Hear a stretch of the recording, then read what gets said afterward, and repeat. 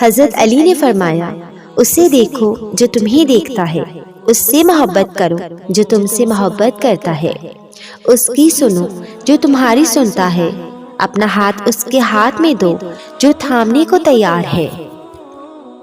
سجدہ اللہ کو کرتی ہو اور دعا میں محبت مانگتی ہو، تمہارا یہ سجدہ تو وہ قبول نہیں کرے گا۔ لوگ بھی کتنی عجیب باتیں کرتے ہیں نا۔ کیا اللہ نے آپ سے پوچھنا ہے کہ بتاؤ آپ کا سجدہ قبول کروں یا رد کر دوں؟ سجدہ تو اسی کے لیے ہے اور ہمیشہ اسی کے لیے رہے گا۔ اور رہی بات دعا کی، تو دعا کا اختیار اس نے مجھے دیا ہے، اور اگر دعا میں محبت کو مانگنا گناہ ہوتا تو وہ دعائیں بھی محدود رکھتا، اور یہ کبھی نہ کہتا کہ مجھ سے رجوع کرو میں نصیب بدل دوں گا۔ ان لوگوں کی سوچ اور ججمنٹ سے کہیں وسیع میرے رب کی مصلحتیں ہیں، کہیں وسیع میرے رب کی مصلحتیں ہیں۔ ان لوگوں کے لاجکس تک میرے رب کی محبت کبھی محدود ہو ہی نہیں سکتی۔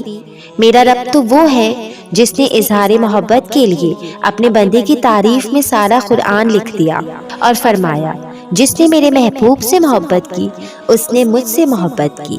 ہاں میری محبت تو ان کی خاک کے برابر بھی نہیں، لیکن میں اتنا ضرور جانتی ہوں کہ وہ محبت جیسے پاکیزہ لفظ کی لاز رکھنا جانتا ہے۔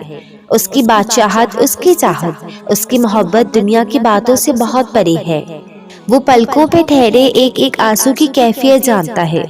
وہ سجدے کی توفیق بس تب دیتا ہے جب اس نے سجدہ قبول کرنا ہو، اور محبت کے لیے سجدے سے بڑی دلیل کیا ہو سکتی ہے، پھر چاہے وہ غم کا ہو یا خوشی کا۔